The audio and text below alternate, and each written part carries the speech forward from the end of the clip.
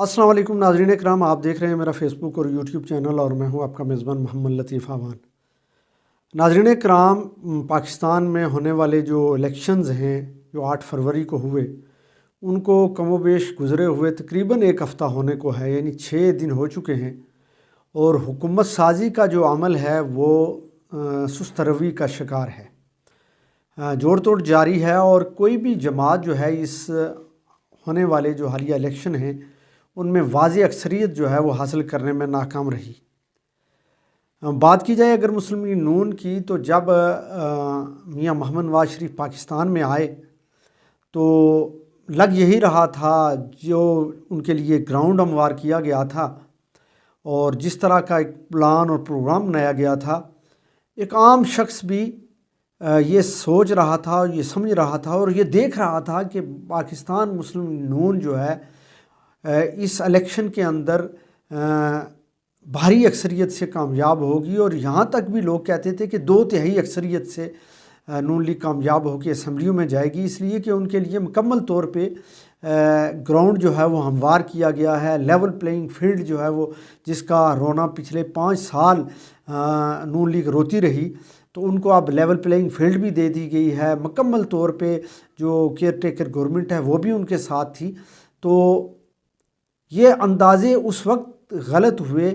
जब हम बहुत सारे व्लॉग्स में, बहुत सारी निजी गुफ्तगू में और हमने मीडिया में भी इस चीज़ का बरमला इजहार किया था कि ये अंदाज़े गलत साबित होंगे और ये किसी की खाम ख्याली है कि नून लीग हालिया इलेक्शन के अंदर सादा अक्सरियत या 2/3 अक्सरियत हासिल कर लेगी।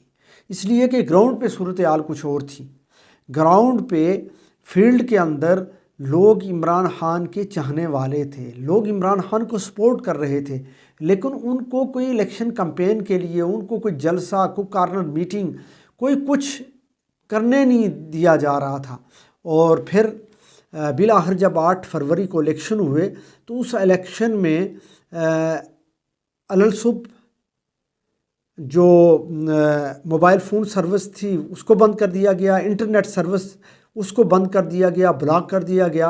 और ये तासुर दिया गया कि इस मुल्क के अंदर खुदा न ख्वास्ता कोई दहशतगर्दी की बड़ी वारदात होने वाली है, तो इसलिए हमने जो है वो सिक्योरिटी को मद्देनज़र रखते हुए हमने सर्विस बंद कर दी है।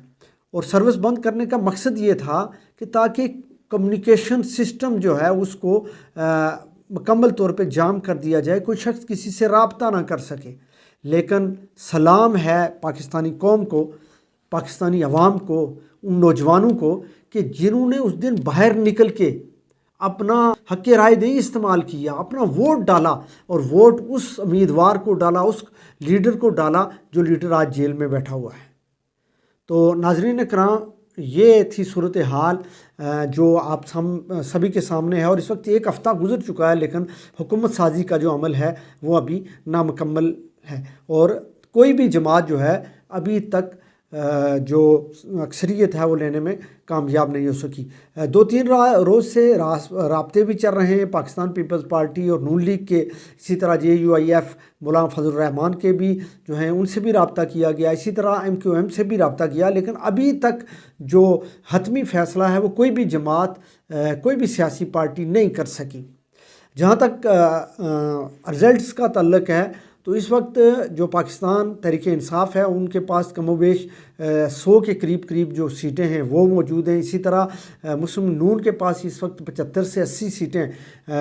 उनके पास हैं। इसी तरह पीपल्स पार्टी के पास भी सीटें हैं, लेकिन कोई भी जमात अक्सरियत हासिल करने में नाकाम है। और गुज़श्ता रोज़ जो चीफ़ ऑफ आर्मी स्टाफ ने एक बयान दिया, उन्होंने कहा कि जो है सब मिल के गवर्नमेंट बनाएं, तो इस बयान को भी ख़ासी अहमियत हासिल है। और साथ ही साथ गुज़श्ता रात एक बहुत बड़ी मुलाकात भी हुई है, अडियाला जेल के अंदर एक मुलाकात हुई है। और उस मुलाकात में जो शख्सियत वहाँ गई, उन्होंने इमरान खान को न सिर्फ वहाँ इलेक्शन जीतने पे मुबारकबाद दी, वहीं पे उन्होंने कहा कि हमारे लायक कोई हुक्म हो तो हमें कीजिए। तो इमरान खान का कहना ये था कि मैं आपकी मुबारकबाद को तो कबूल करता हूँ, लेकिन दूसरी जानब मेरी तरफ से कोई کسی قسم کی ڈیمانڈ نہیں. میں نہیں کہتا کہ مجھے جیل سے باہر نکالیں, میں نہیں کہتا مجھے سہولتیں دی جائیں, میں نہیں کہتا کہ میرے کیسز معاف کر دیے جائیں. میری ایک ہی ڈیمانڈ ہے, ایک ہی مطالبہ ہے, اور وہ مطالبہ یہ ہے کہ میرے 45 سے 50 لوگ جن کے فارم 45 پہ جو رزلٹ ہیں, ان رزلٹ کو اسی کے مطابق جو ہے وہ عوام کے سامنے لایا جائے اور ان کے حق میں فیصلے کیے جائیں. باقی مجھے کچھ نہیں چاہیے. یعنی یہ بات جب سنی تو وہ اہم شخصیت جو تھی وہ مسکرانے لگی, اور اسی طرح ملاقات جو ہے وہ ختم ہو گئی. تو اب یہ صورتحال ہے. دوسری جانب ایک جو بریکنگ نیوز ہے وہ میں آپ کو دینا چاہتا ہوں, اور وہ یہ ہے کہ میں نے اپنے 2-3 دن پہلے ایک ولاگ میں کہا تھا کہ کے پی کی جو اسمبلی ہے, کے پی کے اندر جو وزیر اعلیٰ ہوگا وہ علی امین گنڈا پور, جن کے ساتھ کیا کچھ نہیں کیا گیا, ان کو گرفتار کیا گیا, ان روپوش رہے, ان کی فیملی کو جو ہے وہ ٹارچر کیا گیا, اور گزشتہ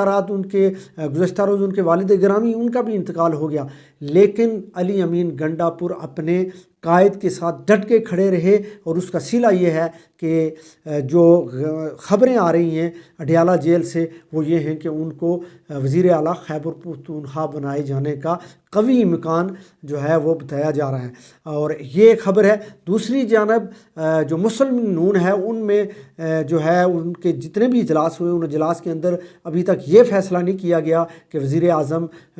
کس کو بنایا جائے گا اور وزیر اعلیٰ کا تاج جو ہے وہ کس کے سر سجے گا. ابھی تو اس طرح کی خبریں آ رہی ہیں کہ ہو سکتا ہے میاں محمد نواز شریف جو ہے وہ وزیر اعظم کے عہدے کے لیے اپنے آپ کو نہ پیش کریں, وزیر اعظم کے لیے شہباز شریف کا نام دے دیں. اسی طرح وزیر اعلیٰ کے لیے مریم نواز, اور دوسری جانب پیپلز پارٹی جو ہے اس وقت مکمل طور پہ بارگیننگ کے اندر ہے, اور وہ اس وقت ایک پورا پروگرام اور پلان رکھے ہوئے ہے کہ سب سے پہلے وزیر اعظم ہمارا ہونا چاہیے. اگر خدا نہ خواستہ پیپلز پارٹی یا نون لیگ ان میں سے کسی کا بھی وزیر اعظم ہوتا ہے تو ملکی صورتحال اتنی خراب ہے, معیشت اتنی جو ہے وہ بری ہے, اور ملک اتنا عدم استحکام کا شکار ہے کہ اس کی معیشت کو بہتر کرنے کے لیے, اس ملک کے اندر استحکام لانے کے لیے, معاشی استحکام لانے کے لیے اس وقت بڑے فیصلوں کی ضرورت ہے. اور بڑے فیصلے تب ہی ہوں گے جب کسی جماعت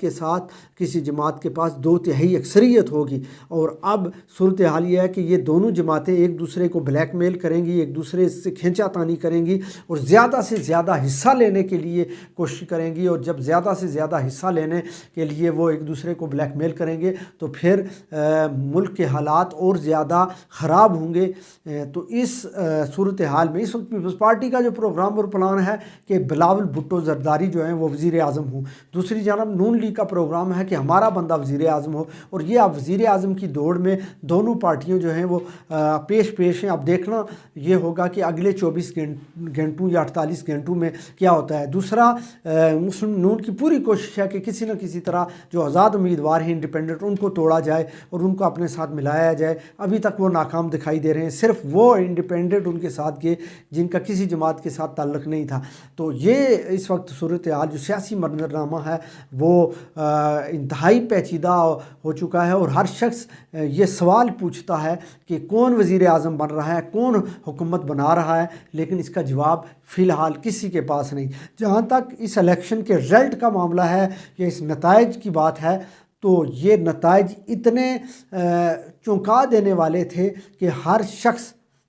اور وہ لوگ, وہ قوتیں جو مسلم نون کو لائی تھیں کہ ان کو اکثریت دلوائیں گے, وہ قوتیں بھی ناکام دکھائی دے رہی ہیں. اس لیے کہ یہ جو ووٹ پڑا ہے یہ عمران خان کو پڑا ہے, یہ جو شکست ہوئی ہے یہ نون لیگ کو شکست ہوئی ہے, پیپلز پارٹی کو شکست ہوئی ہے, مولانا فضل الرحمان کی جماعت کو کے پی کے اندر شکست ہوئی ہے. لیکن یہ شکست جہاں ان جماعتوں کو ہوئی ہے وہیں پہ کچھ اور قوتوں کو بھی یہ شکست ہوئی ہے. اب ان کو بھی اپنی آنکھیں کھول لینی چاہیے, ان کو بھی بھانپ لینا چاہیے کہ یہ ہونے کیا جا رہا ہے. اور